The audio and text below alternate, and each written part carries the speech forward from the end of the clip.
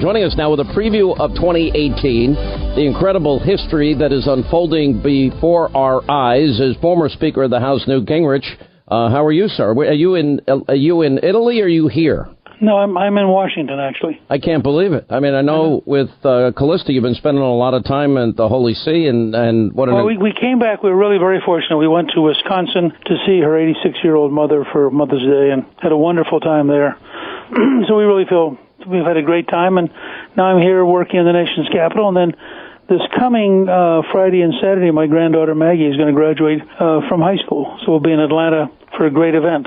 We're looking forward to it. Let me ask you about this. I mean, let's just start with foreign policy. You know, it wasn't that long ago that the media and Democrats were claiming that Donald Trump was going to get us into a nuclear war with Little Rocket Man because he was calling him out. He put sanctions in place. He put 6 Navy strike forces off the coast of North Korea.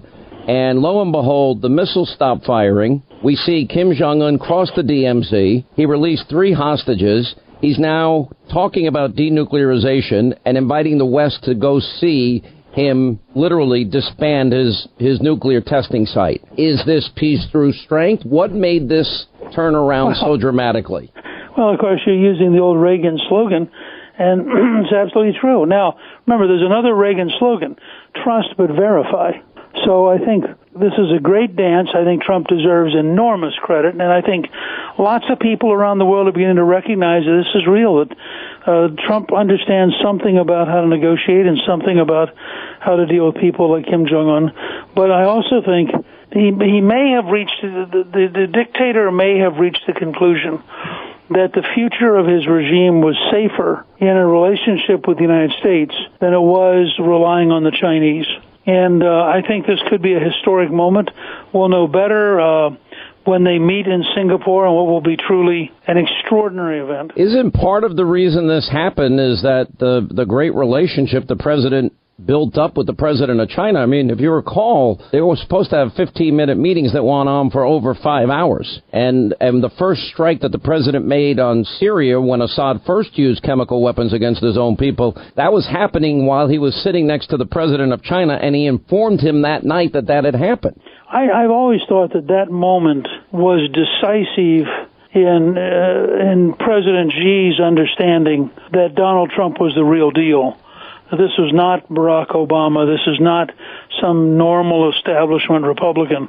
This is a very tough guy. And I think that plays a part of this. President Xi is convinced that over time, China will be our genuine competitor, but he knows that as of today, they're not. And so he's been very careful. And I think that he put a lot of pressure on North Korea.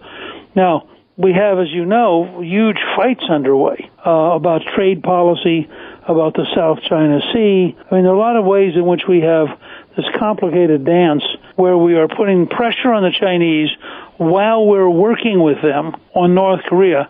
And to do both simultaneously is a pretty remarkable thing to watch. Well, and the Chinese, I know everybody's been talking about one specific deal, but they forget that the Chinese president already gave on tariffs as it relates to automobiles and intellectual property rights, which is another huge concession, because I don't think we want a trade war, nor do they want one. And I think the president, the constant negotiator that he is, he never had any intention of a trade war. He just had an intention of negotiating a better deal, and it's happening. Yeah, and my guess is, and this is outsider now, I have no secret information, but my guess is... You've been an insider your whole life. What do you do? You know everybody. Well, but I know a lot of people. Well, that's not a fair statement. It sounds bad. You've been an outsider that knows people on the inside. That's more fair, because you literally, well, I think you were as iconoclastic back in '94 as Trump is today. Oh, I think that's right. And Reagan and Trump both had the same ability, as did Margaret Thatcher, that you could be in power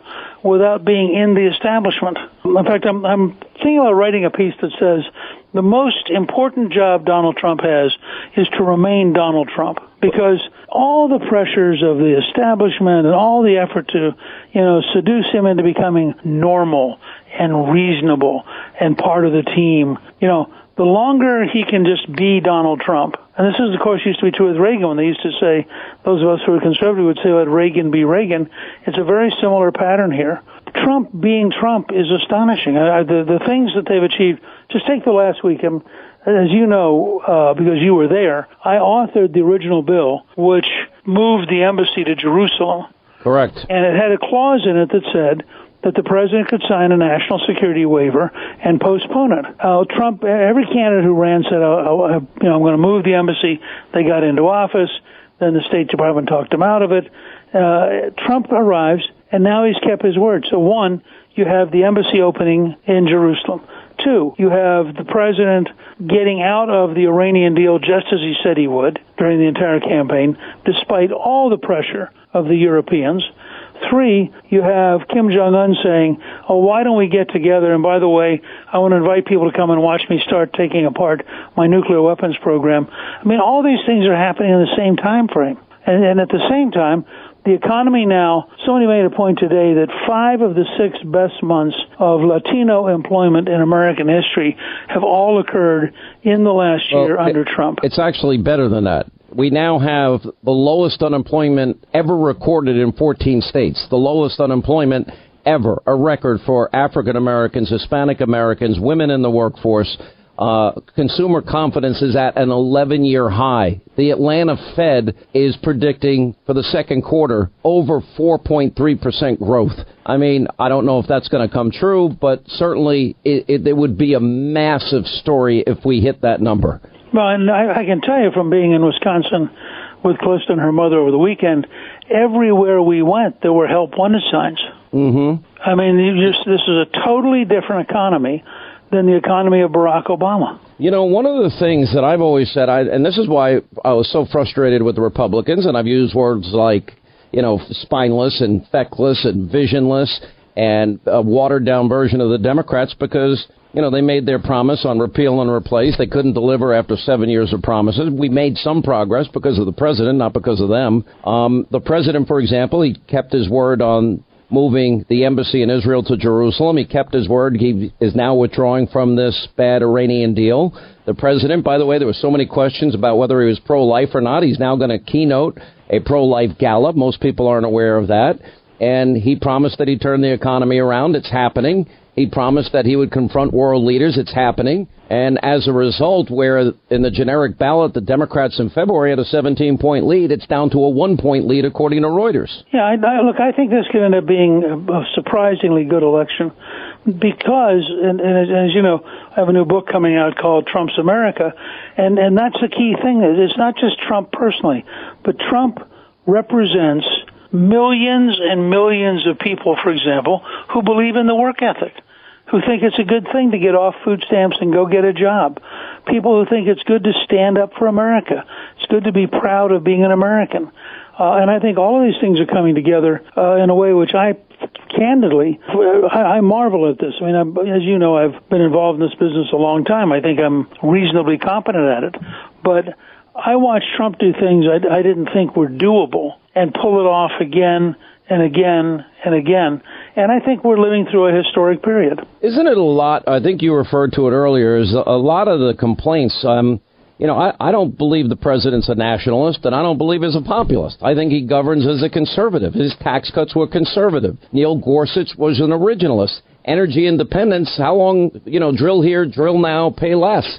Or securing our borders, or peace through strength, or, tell me where he is not Reaganesque in his policies. Tell me where the difference is, not even on trade. I never believed he wanted to ignite a trade war. He's a constant negotiator. And guess what? All the countries are now negotiating. And it's going to work out better for the American people. And by the way, even on the border and immigration, if you go back and read Reagan's diary, he says in 1987 that the reason he signed the Simpson-Mazzoli bill is that we had to get control of our southern border. Well, he said so Reagan would actually have approved what Trump's doing. Well, actually, he also later referred to that as one of the biggest mistakes in his career. Because the Congress didn't follow through. They promised him if he would sign amnesty for they thought 300,000, turned out to be 3 million people. They promised they'd give him a green card program for legal workers to come part-time and they would control the border. But Congress failed to keep both. That's the old, we'll raise your taxes and we'll cut spending later, and the spending cuts never happen. I mean, exactly. It's a typical Washington dance that you have going on.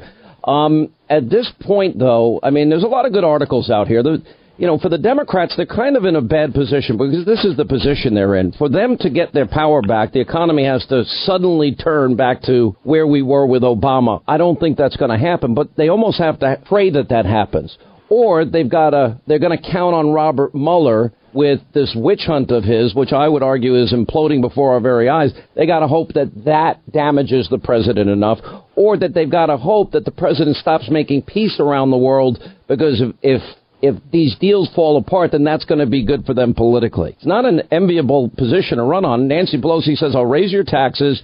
We're not going to say it, but we'll impeach Donald Trump. Just stop saying it publicly. Right. I think actually one of the Republican campaign devices around September 15th should be to send every American a picture of Nancy Pelosi and her quote that she promises to raise your taxes, and just say, do you really want to take this risk? And I don't think the Democrats will win control of the House with her as the Democratic leader.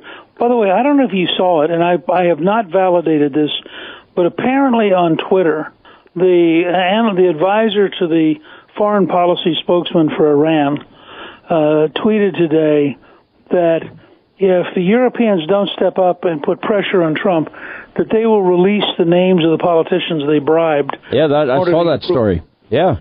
I mean, if that's true, this whole thing is just going to, the lid's going to come off the top. I think there's going to be a lot of interesting names on that list, don't you think? Well, I would think so. Look, I think it's so astonishing that the possibility exists that there's a list like that. All right, I want to ask you when we get back about Robert Mueller, this witch hunt, a spy inside the Trump campaign that's being reported, on top of FISA abuse, on top of, corruption at the highest levels of the deep state. We'll continue more with Newt Gingrich on the other side. All right, as we continue with former Speaker of the House, Newt Gingrich, who is with us. First, we had an unverified, uncorroborated Hillary Clinton DNC bought and paid for dossier created by a foreign national citing Russian and Russian government sources. That's bad enough to manipulate the American people in a lead up to a campaign. Then we find out FISA courts were lied to not once. They were presented information that was never verified and never told Hillary paid for it. And that became the bulk of information to get a FISA warrant and 3 subsequent renewals. Now we've got report after report that, in fact, that there was an FBI spy inside the Trump campaign on top of the FISA abuses. I want to get your reaction to that and overall Robert Mueller and this never-ending witch hunt. Well, I think Robert Mueller is drifting towards sort of the crisis of his entire operation. He's got, as you know, he has a deadline in Arlington, Virginia, from a federal judge to turn over the unredacted, complete language of the Rosenstein memo that granted him authority, something which justice has been fighting bitterly against turning over to the Congress. And this federal judge is, I think, potentially going to throw out T.S. Ellis III. I mean, that beatdown was, I think, the biggest judicial beatdown I've ever seen in my life. Right. So that's out there now as a time bomb. Second, he indicted a Russian company, which has now dared him to try them, because if they get him to try them, they get the right of discovery to dig into his files. And the Justice Department now is on the horns of dilemmas. Our friend Andy McCarthy, a great former Justice Department attorney who tried terrorists, has written, there's an old rule, never indict unless you're prepared to try. And if this whole thing was a PR stunt, then these were faux indictments that they never thought they were ever going to be challenged. Did you know that the defense for the Russian, quote, bot companies, they actually said they indicted a company that didn't exist during this time frame, meaning Robert Mueller's group. They indicted a company that didn't exist. How embarrassing is that? Right, and see, the whole thing was, I think, a public relations gimmick, which is blown up in their face. Yep. Then, as you point out, we now have this story in the last 2 or 3 days that has been growing, and we'll see what comes out of it. But if they actually planted, if the Federal Bureau of Investigation actually planted somebody in a presidential campaign as a spy, that would be astonishing. And all of these things, I think, put the top leadership of the Justice Department and the top leadership of the FBI in much greater danger than Trump. I mean, I think all the evidence we've had so far with Comey and others is that they broke a lot more laws than anything that has been suggested about the president. That's what I've been calling the 2018 boomerang, and I think we've been over the target now for a long time, and everything that we've been reporting is being proven true. Mr. Speaker, we love having you back. Our best to Callista, and congratulations again to her. We appreciate you being with us. 800-9